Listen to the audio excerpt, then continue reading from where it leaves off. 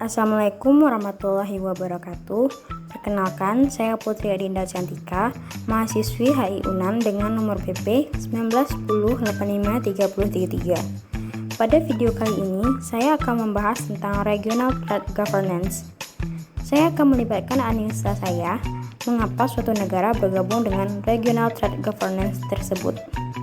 Nah, pada video ini saya akan menganalisa alasan Indonesia bergabung dengan APEC.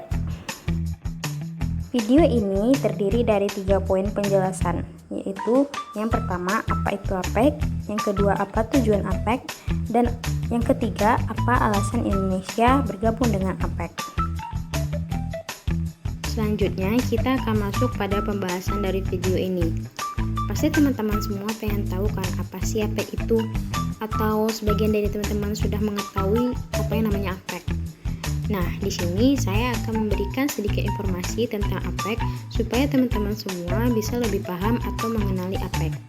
Jadi, APEC atau ASEAN Pacific Economic Cooperation merupakan salah satu bentuk regional trade governance di kawasan Asia Pasifik.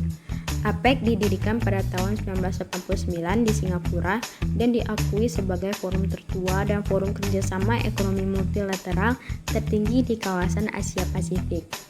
APEC sendiri lahir sebagai tanggapan terhadap pertumbuhan interdependensi ekonomi negara-negara Asia Pasifik. Selain itu, APEC juga dibentuk karena semakin banyaknya lahir blok perdagangan di sistem internasional. Semenjak awal pendiriannya, APEC belum menghasilkan kesepakatan yang serius. Namun, baru pada tahun 1994 tercapai satu kesepakatan yang dikenal dengan Bogor Goals. Bogor Goals terbentuk melalui KTT APEC yang diselenggarakan di Bogor. Isi dari Bogor Goals terkait menciptakan liberalisasi sistem perdagangan dan investasi yang ditargetkan pada tahun 2010 untuk negara maju dan selambat-lambatnya tahun 2020 bagi negara berkembang yang menjadi anggota APEC. Untuk keanggotaan APEC, APEC memiliki anggota sebanyak 21 negara yang terdiri dari Australia, Brunei Darussalam, Indonesia, Chile, Jepang, Malaysia, Filipina, Kanada, Hong Kong, Korea Selatan, Selandia Baru, Rusia, Meksiko, Papua Nugini, Peru, Tiongkok, Amerika Serikat, Vietnam, Taiwan, Thailand, dan Singapura. Selain itu, APEC memiliki sifat keanggotaan yang tidak mengikat atau sukarela. Jadi, negara-negara yang bergabung dengan APEC, mereka tidak dipaksa atau mereka bergabung secara sukarela. Dalam praktiknya, negara-negara anggota tersebut memiliki komitmen untuk memberlakukan pengurangan hambatan tarif dan non-tarif perdagangan dengan negara di kawasan Asia Pasifik yang sesuai dengan visi utamanya, yaitu Bogor Goals. Pada slide ini, saya akan membahas tujuan APEC. Jadi, apa sih tujuan APEC itu? APEC memiliki tujuan untuk memperkuat hubungan dengan negara di kawasan Asia Pasifik, serta meningkatkan pertumbuhan ekonomi negara anggotanya. Selain itu, APEC juga digunakan oleh negara anggotanya sebagai sarana untuk menciptakan efisiensi pada ekonomi domestiknya melalui perdagangan internasional. Tujuan APEC tergambar dari visi Bogor Goals-nya. Kemudian visi tersebut digantikan dengan visi baru, yaitu visi APEC pasca 2020. Kenapa digantikan? Karena visi tersebut sudah kadaluarsa atau sudah melewati batas yang ditargetkan. Jadi, visi APEC pasca 2020 itu menargetkan untuk APEC ini dijadikan sebagai komunitas Asia Pasifik yang terbuka, dinamis, dan damai pada 2040. Terdapat 3 pilar utama dalam mencapai visi APEC pasca 2020 ini, yaitu penguatan perdagangan dan investasi, pengembangan digital dan teknologi, dan pertumbuhan ekonomi yang berkualitas. Setelah saya memaparkan beberapa informasi terkait APEC, saya harap teman-teman semua bisa mengenali atau lebih memahami apa itu APEC. Jadi pada kali ini saya akan menjelaskan atau memberikan hasil analisis saya terkait poin nomor 3. Jadi, Indonesia merupakan salah satu negara anggota dari APEC yang bergabung saat awal pendirian APEC.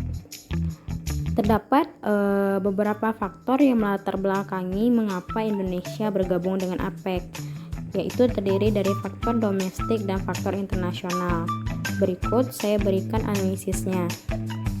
Yang pertama, saya akan membahas dari segi faktor domestiknya. Jadi, pada pembukaan Undang-Undang Dasar Republik Indonesia tahun 1945 menunjukkan bahwa Indonesia memegang prinsip bebas aktif terhadap politik luar negerinya. Sesuai dengan prinsip bebas aktif tersebut, Indonesia menunjukkan komitmennya untuk berperan aktif di kancah internasional dengan ikut berpartisipasi aktif terhadap suatu isu internasional dan aktif menjalin kerjasama baik secara multilateral, regional, maupun bilateral. Dalam forum regional seperti APEC, Indonesia menunjukkan peran aktifnya, di mana Indonesia menjalin kerjasama di tingkat regional dan berkontribusi besar dalam pembentukan Bogor Goals yang menjadi komitmen utama kegiatan APEC. Kemudian, alasan selanjutnya yang melatar belakangi bergabungnya Indonesia dalam Regional Trade Governance, khususnya APEC, tentu saja untuk mencapai kepentingan nasionalnya, meskipun terdapat alasan-alasan yang lain yang mendorong Indonesia bergabung dengan APEC. Selanjutnya adalah tingginya utang luar negeri swasta di Indonesia pada periode 1988 sampai 1989. Nah, kala itu perekonomian Indonesia menjadi sering mengalami overheat. Maka dari itu Indonesia mengakalinya dengan bergabung dengan APEC. Kemudian dengan bergabungnya Indonesia dengan APEC ini diharapkan dapat meningkatkan dan menjaga stabilitas ekonomi Indonesia melalui perdagangan serta investasi asing dari negara anggota.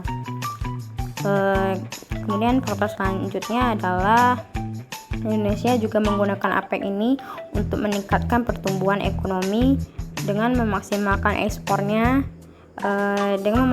dan memanfaatkan pasar potensial di kawasan Asia Pasifik. Dengan bergabungnya Indonesia dalam APEC, maka beban hambatan dagang Indonesia akan berkurang dan jangkauan pasar Indonesia akan semakin luas. Kemudian faktor selanjutnya adalah rendahnya kualitas sumber daya manusia dan minimnya pemanfaatan sumber daya ekonomi di Indonesia pada tahun 1989. Faktor tersebut yang mendorong Indonesia bergabung dengan APEC, sehingga melalui program APEC tentang Human and Capacity Building diharapkan kualitas SDM Indonesia dapat meningkat. Selanjutnya adalah rendahnya cadangan devisa negara Indonesia yang menyulitkan Indonesia untuk melakukan pembangunan karena masih banyak infrastruktur di Indonesia yang belum memadai dan menghambat kegiatan ekonomi seperti distribusi. Ditambah lagi pada periode 1970 sampai 1980-an itu Indonesia mengalami krisis keuangan. Maka dari itulah Indonesia bergabung dengan APEC, di mana Indonesia mengharapkan keuntungan dalam mempercepat pembangunan negaranya melalui investasi asing dan transfer teknologi dari negara anggota APEC. Selanjutnya, terdapat faktor internasional yang mendorong Indonesia bergabung dengan APEC. Faktor pertama adalah adanya ketidakstabilan di dunia internasional pasca Perang Dingin. Jadi pasca Perang Dingin itu terdapat kesenjangan ekonomi antar negara-negara di dunia, sehingga ini mampu menyebabkan kondisi ekonomi Indonesia akan tidak stabil atau tidak aman. Maka dari itu, salah satu upaya Indonesia untuk menghadapi hal tersebut adalah membentuk kerjasama atau bergabung dengan sebuah Regional Trade Governance. Salah satunya adalah APEC. APEC digunakan sebagai sarana untuk melindungi atau memberikan kekuatan kepada Indonesia dalam menghadapi ekonomi internasional yang bebas. Kemudian keyakinan Indonesia bergabung dengan APEC dalam meningkatkan pertumbuhan ekonominya juga disebabkan oleh pertumbuhan ekonomi di kawasan Asia Pasifik yang termasuk tercepat di dunia.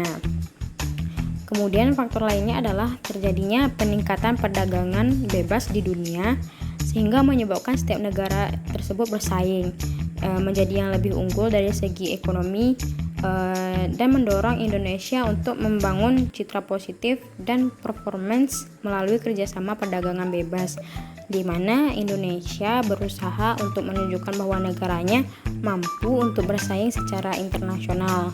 Maka dari itu, bergabungnya Indonesia dengan APEC diharapkan dapat meningkatkan perekonomian Indonesia yang masih berkembang dan membantu Indonesia membuka jalur kerjasama bilateral dengan anggota APEC. Nah, slide terakhir tadi adalah akhir dari video ini. Saya berharap bahwa materi yang saya sampaikan dapat berguna dan bermanfaat bagi teman-teman semua. Thank you for watching, guys.